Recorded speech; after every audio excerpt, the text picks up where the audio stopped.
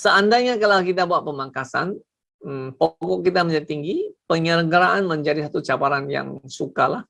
Kedua, hasil kita menurun. Bertanya pada soalan yang utama ialah, apakah tujuan kita menanam durian? Adakah kita tanam sekadar untuk hobi atau riadah, ataupun sebagai punca pendapatan untuk anak cucu kita? Jadi bagi saya, pemangkasan adalah wajib dilakukan.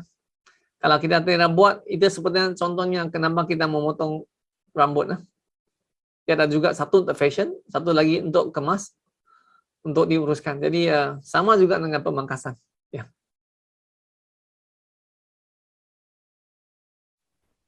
Biasanya bermula pada 6 bulan, kita melakukan sedikit, yang itu bukan pemangkasan, tetapi kita melakukan sedikit mematikan pucuk yang kita tidak mahu dia tumbuh.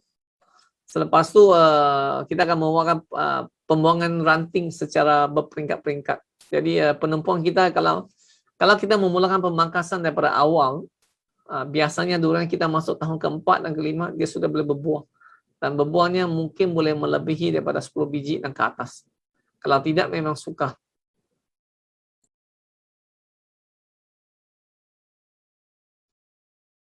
Pemangkasan ini sebenarnya kita terbahagi kepada beberapa bahagian.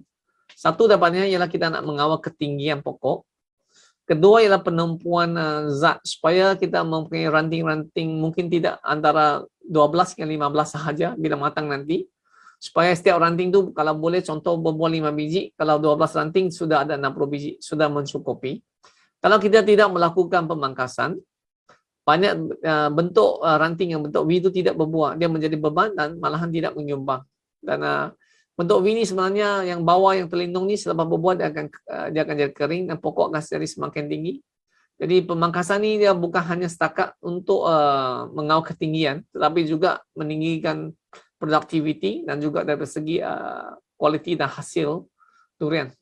Jadi tuan-tuan dan puan-puan, pemangkasan merupakan satu daripada kaedah meningkatkan productivity dan juga kualiti durian. Kalau boleh dalam 3 hingga 4 bulan.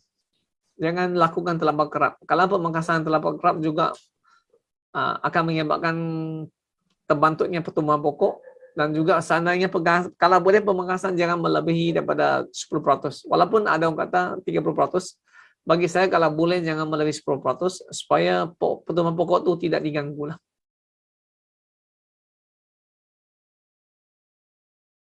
Cantasan sebenarnya kita boleh buat paling bagus ialah masuknya musim kering. Kalau musim hujan, pertumbuhan pokok biasanya banyak orang pengairan tidak disediakan dengan selengkap. Jadi bila masuknya musim panas, kekurangan air akan menyebabkan penyerapan air tinggi. Pokok akan kekurangan air. Jadi kalau kita lakukan cantasan, kita juga boleh mengurangkan penyerapan air. Jadi setidak-tidaknya pokok stres itu dapat dikurangkan. Jadi kalau tuan-tuan dan puan-puan nak buat cantasan itu, kalau boleh lakukanlah pada waktu musim kering. Itu antara satu kaedah yang bagus.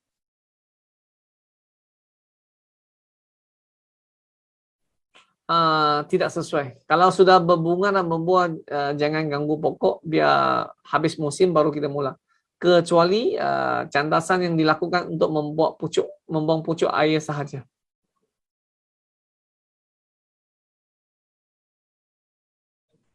Biasanya banyak orang kata dalam 10 hingga 12 meter. Tetapi kalau 10-12 meter pun, bagi saya masih agak tinggi lagi untuk kita nak menguruskan. Sebab bagi saya, pada masa depan disebabkan kekurangan tenaga buruh, kalau boleh kita nak setiap tu boleh dilakukan oleh pekebun sendiri ataupun oleh orang tempatan.